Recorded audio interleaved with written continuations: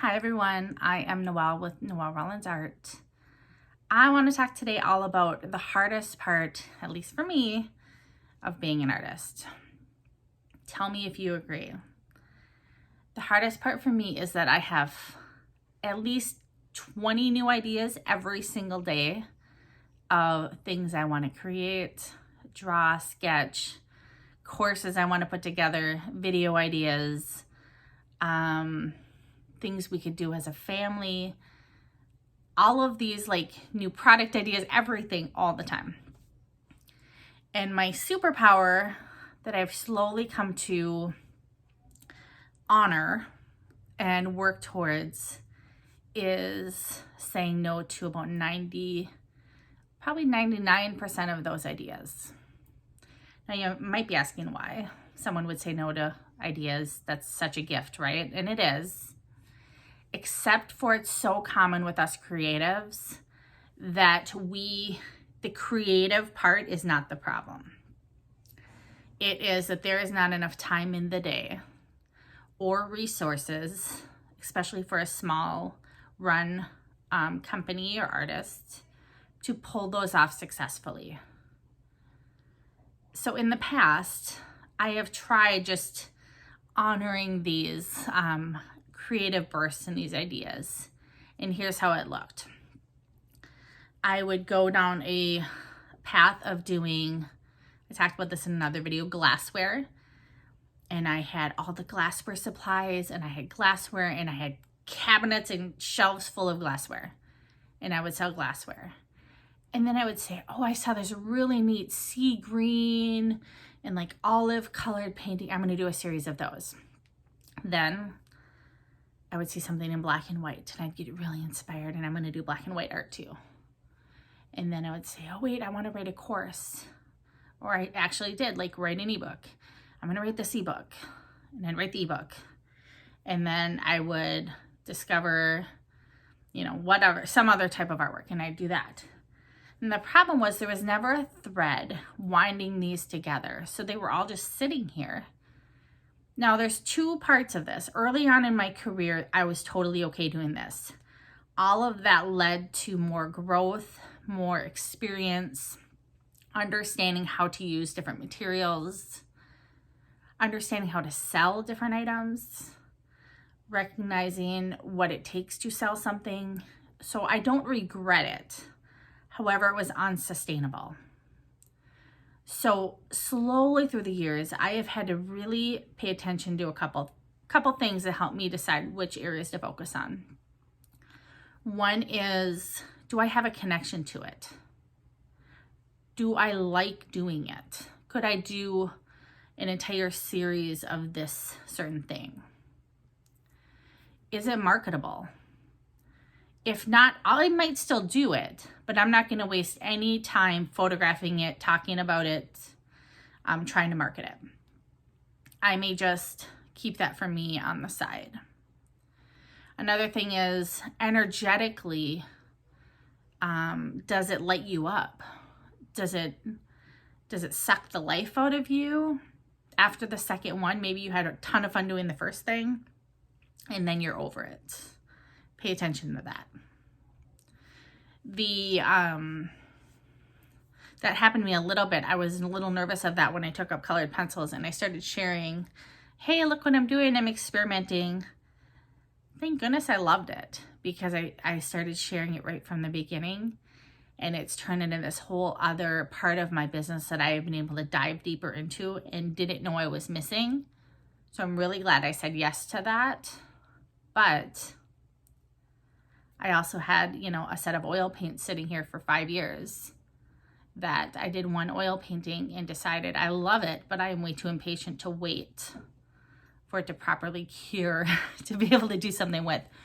And the fact that I wasn't willing to sit and research how to maybe speed that process up, how to learn more about it, that was a clue to me that was not going to be where my success was. At least not at this point in life. Maybe later on it will be.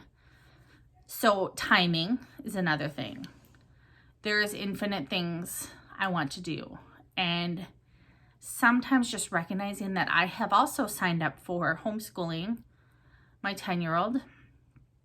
I have signed up for just sort of running a household, being a mom, a wife, a part of a community, a sister. What does that mean as far as time?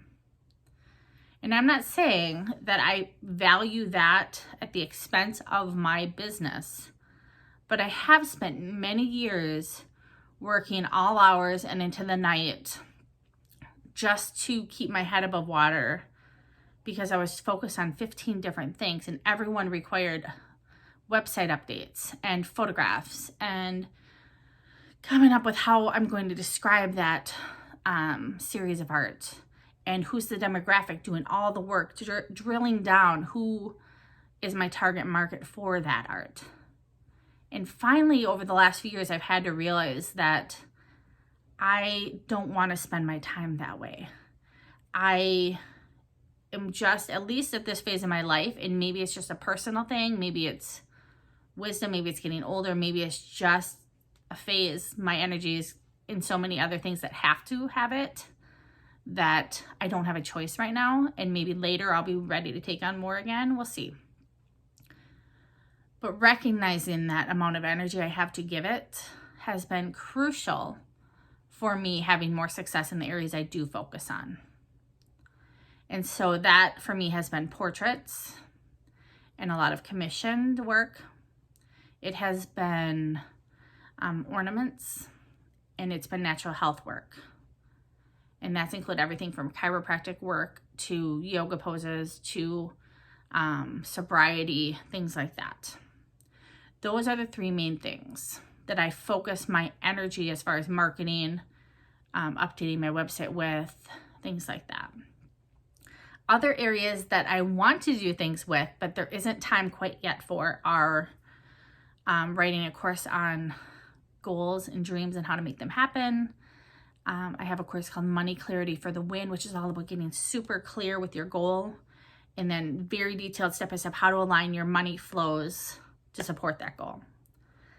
Love it. And I hope maybe in a few years I'll be able to have the energy and the time and the resources to put into that to make it successful.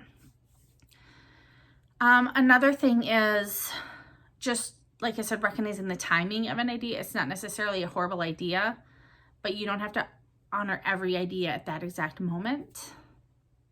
So paying attention to those things and just pulling your emotions out of it. I used to get very defensive if, like, my husband would mention anything about, well, you're on your computer a lot, or my son would say stuff like that, or my daughter. We'd have movie night and I'd be working on my computer.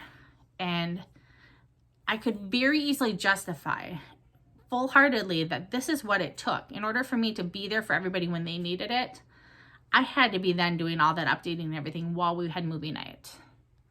And I was okay with that. But slowly as time has changed and I've been able to narrow my focus more, I haven't had to do that. I've been able to give myself a day off each week during the week, or at least a few hours on a Friday to go to the river or to go do something fun. I have been able to actually understand my clients' needs better for each of those areas I do focus on, and then perfect those products better. Understanding that maybe they don't want matted prints as much for that, or really large prints. Maybe they like smaller pieces for that. Maybe the chiropractic offices don't have time to look through 50 designs and they needed something that was already put together for them, with maybe just a choice of colors or an ability to add their logo to the main piece. Understanding the client's needs has been crucial. So that, my friends, is what I have found to be the hardest thing about being an artist, is not saying yes to every whim and idea, and exercising the discipline and the trusting and the honoring of my other commitments to set that boundary within myself. And it's actually allowed me to enjoy the things I am working on even more. And part of that, like I said, is just sometimes holding the thought that it's not a no forever. Because otherwise it can feel kind of panicky that I'm just saying no to everything. And it allows me to just trust in the process a little bit better. So I would love to hear what you have to say. If you have any advice on this, have you said yes to everything? Have you found ways to determine which things need your focus? Is it strictly based on the money that they make? Is it based on how you feel? Let us know. Share your wisdom with us, because I know you have it too. And I really love all of us coming together and helping each other. So thank you for watching. Make sure to subscribe if you haven't. And check out my other videos all about behind the scenes of being an artist. So, all right. Thanks for watching, guys. Bye.